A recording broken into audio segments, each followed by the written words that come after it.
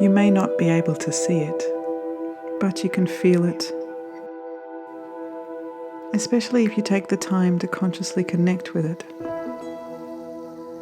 It affects your entire well-being. Yet most would say it can't be measured. The ancients knew about it. They mapped out entire anatomical rivers of this force thousands of years ago. It's the thing that animates all life. It's what makes all things grow.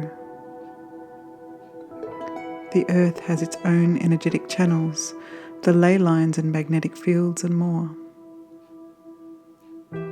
We are like the earth, pulsating with energy and magnetism. Modern life has disconnected us from this wonder. We take this energy for granted, and most don't think to cultivate it. When it does not flow or is blocked, it affects our well-being. Depression, poor immune function, hormonal imbalances, chronic diseases. These are just some of the things that can result when it does not flow properly, thus impeding our full potential. Modern living encourages us to reach for pharmaceuticals, which are largely seen to be the only solution to life's ills. It's not that pharmaceuticals are all bad. They can be life-saving.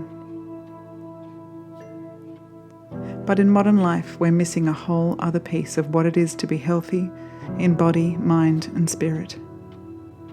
Economically, the foods which are the least expensive are the worst for us, fueling our chronic illness epidemic and enslaving us to chronic addictions to relieve us from our overly stressful lives.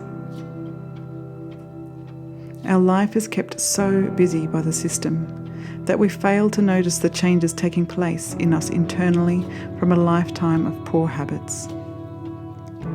We need to reclaim our interaction with the life force itself. Chi, prana, the force, God, but not a religious God. Whatever you want to call it, it's the magnetism and electricity of the universe. It's the knowing that at the core of everything is energy, the source code. It is inferred that we are separate from this life force, like it is something outside of us, a mechanistic universe where advances in science have driven disassociation, that our heart is separate from our small intestine, and that these organs have no relationship to their element of fire, and no link to certain star constellations. With this reinforcement of separation dominant today, is it any surprise that global population health and the health of the planet is in the state that it is? The truth is, we are inseparable from nature. Socrates once said, "Know thyself." There are many ancient ways to know thyself.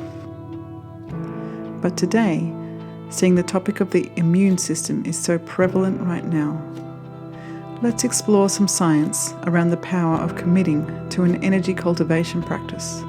A practice that is thousands of years old and has many forms, known as Qigong.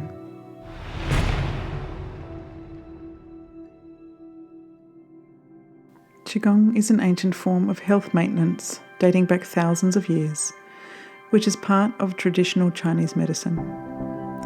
Numerous physical as well as mental benefits have been classically ascribed to this traditional mind-body method, which integrates slow body movements, breathing, and meditation. The aim of the study was to assess the acute effects of Taoist Qigong practice on immune cell counts in healthy subjects 1 hour after training. 43 healthy subjects participated in the study, of whom 25 were randomly allocated to the experimental group and 18 to the control group. The experimental subjects underwent daily Qigong training for 1 month. Blood samples for the quantification of immune parameters, for example white blood cells, were taken the day before the experiment commenced and 1 hour after the last session of the training program ended. Statistically significant differences were found between the experimental and the control groups, with the experimental group showing higher values in the number and the percentage of B lymphocytes, as well as lower values in the percentage of natural killer cells as compared to the control. This study demonstrates that Taoist Qigong is able to exert acute immunomodulatory effects on components of both innate as well as adaptive immune response. In another study, which analysed the effects of a Qigong program on various immunological parameters, 29 naive subjects participated, of whom 16 were allocated to the experimental group and the rest to the control group. The experimental subjects underwent a Qigong training program conducted by a qualified instructor, consisting of half an hour of daily practice for 1 month. The day before the experiment commenced and the day after it finished, blood samples were drawn from all subjects. The results showed that statistically significant differences were found between the control and experimental groups.